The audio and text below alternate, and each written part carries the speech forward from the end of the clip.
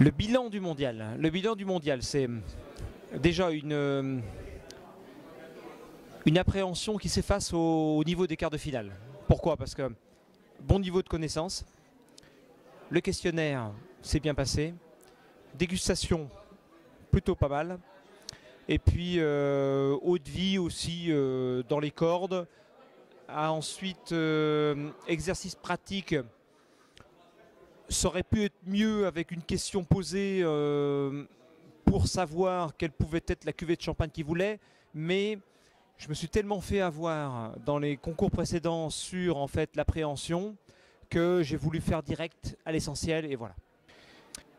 Demi-finale, alors là, moi je me suis plutôt très bien senti en demi-finale. Le questionnaire très bien, une grosse frayeur sur les eaux de vie. Parce que j'ai remarqué au dernier moment, à 1 minute de la fin, que les colonnes avaient été inversées par rapport au quart de finale. C'est-à-dire que la connaissance, en fait le nom du produit c'était à gauche et non pas à droite. Et le produit de base c'était à droite et non pas à gauche. Donc je me suis rendu compte à 1 minute de la fin que j'avais tout inversé. Donc rature. Et il a fallu tout recommencer. Et j'ose espérer que ça a été pris en compte.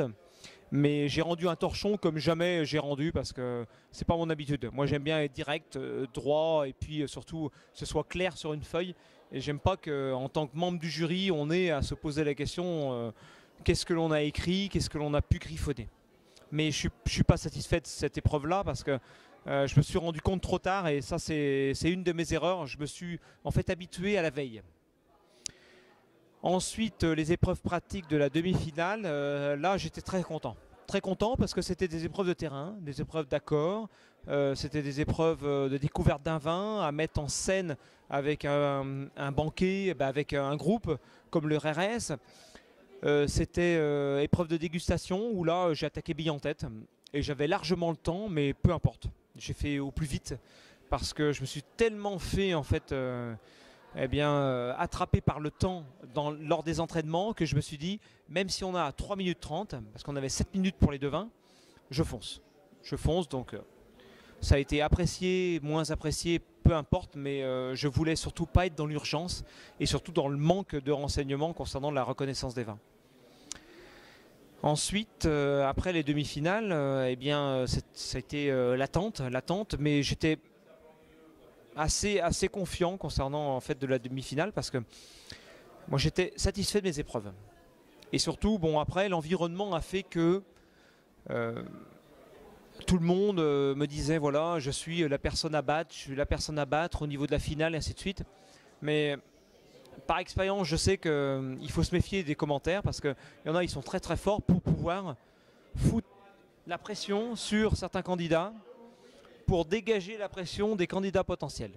Donc là, j'ai suffisamment de carapace pour me dire oui, je suis content, oui voilà, merci que vous ayez trouvé ma prestation des plus honorables, mais tant que le numéro n'est pas annoncé, on ne sait pas sur des finalistes. Et la finale, ça a été quelques grippes, des grippes au démarrage. Moi je ne suis pas satisfait parce que on aborde des cocktails, c'est pas mon métier. Je suis désolé, mais c'est pas mon métier. J'ai beaucoup de respect pour la mixologie, mais les barman ont plus de gestuels, ont plus d'aptitude, ont plus d'élégance, ont plus de facilité à élaborer un dry martini cocktail. Et autant c'est mon métier de connaître éventuellement ces cocktails et de connaître les produits rentrant dans la composition de ces cocktails. Maintenant, dans l'exécution, je suis désolé, mais c'est pas moi. Moi, je suis sommelier, j'adore le vin. Les cocktails, c'est voilà, c'est un apprentissage, c'est une élégance, c'est une autre partie de ce qu'on a pu avoir au niveau du concours mondial.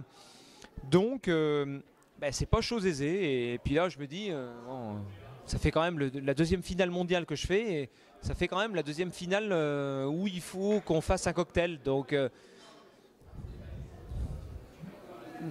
j'ai l'impression qu'ils doivent savoir, à force de le dire, que les cocktails c'est pas mon affaire. Donc je vais le dire au niveau de la télévision.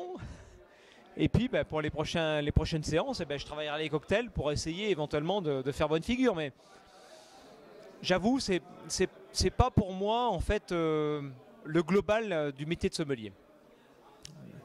Et puis après, c'est ces petits grippes là, ces petits grains de sable dans l'engrenage qui ont fait que l'accord vin aimé n'était pas comme je voulais. Avec le recul, j'aurais inversé deux vins. J'aurais mis en premier lieu le vin italien pour faire un risotto avec une réduction de jus de bœuf avec de la truffe blanche. Et puis ensuite, j'aurais calé un poisson sauce vin rouge, ce que je n'ai pas fait.